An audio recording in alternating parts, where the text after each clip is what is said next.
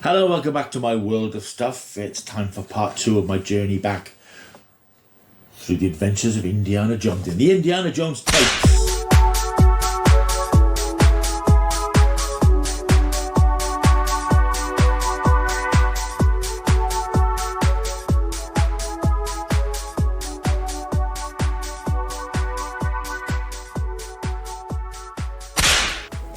Yes, we're back with the second Indiana Jones film, which I just watched this morning. A little bit later than I expected. It's now Tuesday morning, the 23rd of May.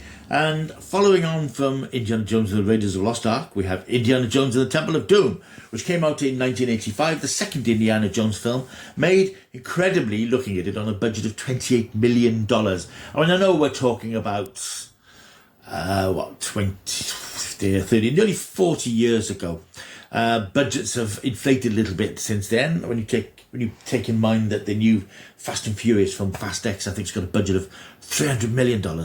This was made on a tenth of that, and I imagine it's a damn sight more entertaining. I absolutely love this film. I thought this was terrific, and I did prefer it to the Raiders of the Lost Ark. Now, I know people have a lot of affection for that because it was the first Indiana Jones film, but this is really a step up in every sense. I mean, the budget's only slightly higher. The first film had a budget of 20 million, this had 28 million.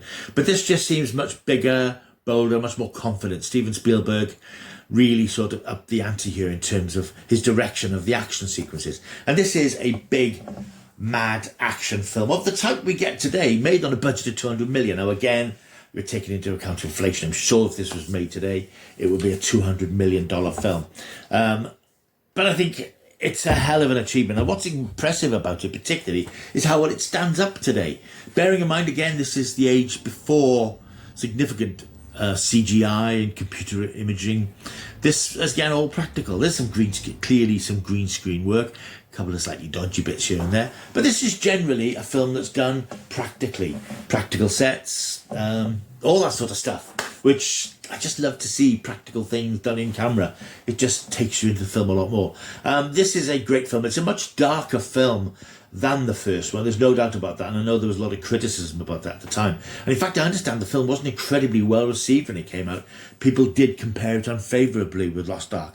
But I think over time, people have reevaluated it and realised that it's actually a very good film in its own right. What I like about this, it's got the Indiana Jones concept, and it does something slightly different with it. I know it does take place, apparently, although you wouldn't necessarily know from the film, it takes place just before Raiders of the Lost Ark. I think this takes place in 1935. This is 1936 in the first film.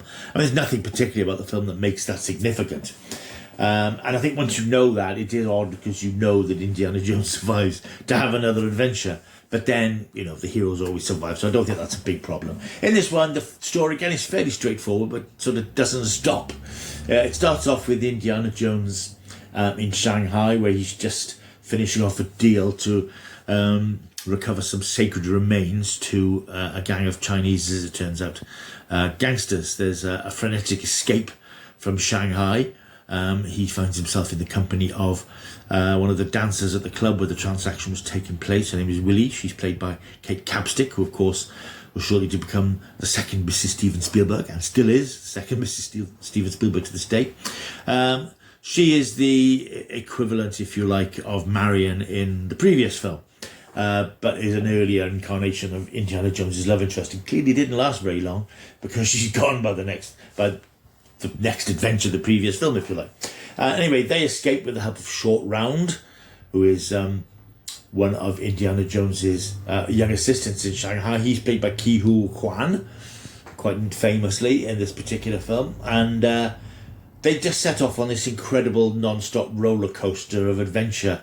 They escape aboard a plane which actually belongs to the Chinese triads or gangsters, which is then abandoned by the pilots, and they have to make a perilous and treacherous crash landing, escaping from the plane before it crashes into the Himalayas. They escape using an inflatable life raft, which then sails down the Himalayas. They end up at an Indian village called Manticore, where they are welcomed by this tribe whose children have all been abducted, and a sacred stone has been taken to the nearby the Pankot Palace, an abandoned sort of what was thought to be an abandoned palace in the jungle.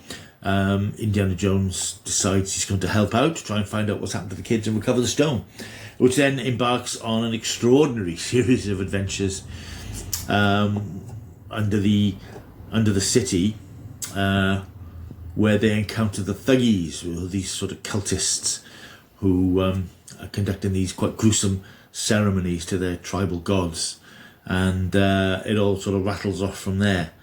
It is a roller coaster. People say that about films, and I always think, no, a roller coaster is a roller coaster, film's a film. But this really is a roller coaster ride, because it just flies along to these extraordinary set pieces, and it does follow the Indiana Jones template. The whole point of the Indiana Jones series was to resurrect the atmosphere and the feeling of those 1930s serials, and it's got all that. This has got everything that you want. It's got a rope bridge. It's got one of those railway carts trundling down a track.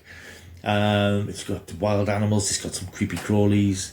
It's got cults and sacrifices, fight scenes. It's got all that stuff in this big stew that modernizes it for a 1980s audience.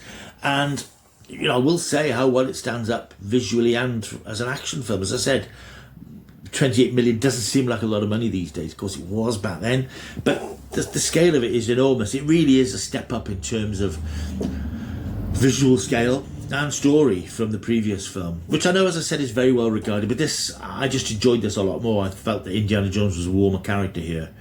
Harrison Ford's, I think he seems to be a bit more likeable in this. He's surrounded by a good cast. The action scenes are great. The music, of course, John Williams' score is always rousing, and Steven Spielberg steps up to the plate again with his fantastic direction, really handling these action sequences very well. One of the criticisms is, I think, about the horror, the body horror. It is quite graphic in places for a film which is sort of family friendly. There's some nasty stuff in this. There's sort of a scene where a man has his heart plucked out of his chest before he's lowered into a sea of lava, and we sort of see it fairly graphically as his body's consumed by flames. We see people plunging into water to be eaten by crocodiles. We don't see that in particularly great detail, but we see them falling. We see the crocodiles writhing round, chomping and chewing.